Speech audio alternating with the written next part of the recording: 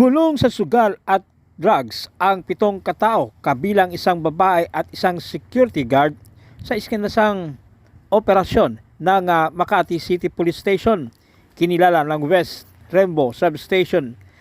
Ang mga naarestong suspect na sina Raymond Libay, 44 anyos, na isang construction worker; Joy Basay, 54; Darwin Calamasa, 46 anyos, na isang security guard; Rogelio Ortega, 34 anyos; Chariston Cortez, 52 anyos; Douglas Pasos, 39 anyos, at Jason Mercado, 43 anyos, pa mga residente ng barangay West Rimbo.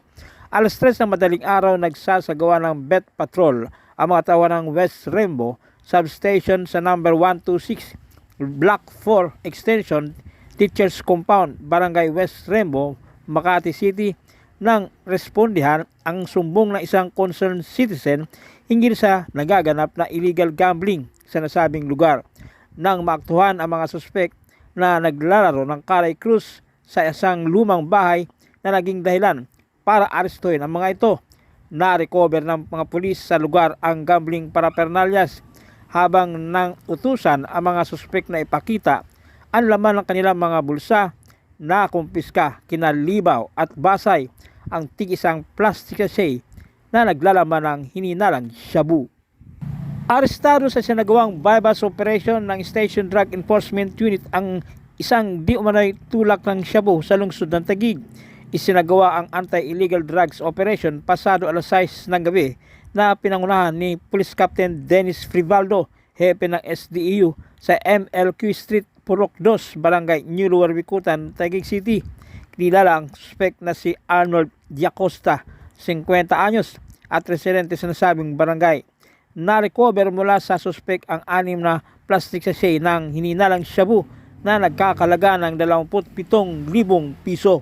Nakakulong na ang suspect sa Taguig Police Station at nakatakdang kasuhan ng paglabag sa RA 9165 o Comprehensive Dangerous Drugs Act of 2002. Witnessan ko sa iyo ang huli ng kapulisan natin, no? So nakahuli sa iyo ang Station Drug Enforcement Unit, ha? Okay. So nakuha ba sa iyo yan? Liwanag, ha? Samantala, inaresto ang isang lalaking suspect sa drug bust operation ng kapulisan sa QG Street, Barangay Agho, Pateros. Kinilala ni Police Lieutenant Napoleon Tongco, hepe ng Station Drug Enforcement Unit, ang naaresto na si Marco Antonio Cruz na nasa drug watchlist ng pulisya.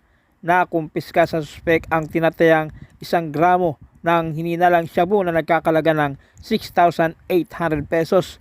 Maharap ang naarestong suspect sa kaukulang reklamo kaugnay sa illegal na droga. Kapan ko na, sir. Sige. Para mag-bis tayo. Nagawad. Ito yung bypass money. Ito yung pera na inano ko sa kanya. Gawad!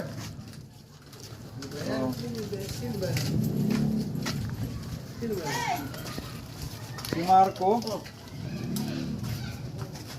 Marco, so may tatlong Ano nangyari sa'yo? Ha?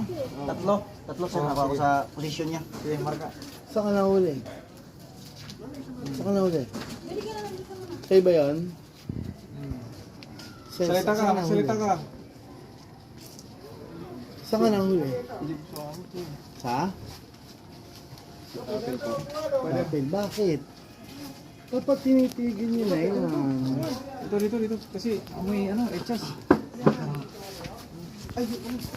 Ano yan? Panggamit mo lang? O ano?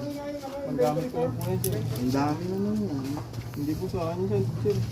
Ha? Sige. Saan nahuli yan? Sa akin, sir. Gawad. Kumukuha lang po ako, sir. Kumukuha ka lang. Kumukuha lang. Ah.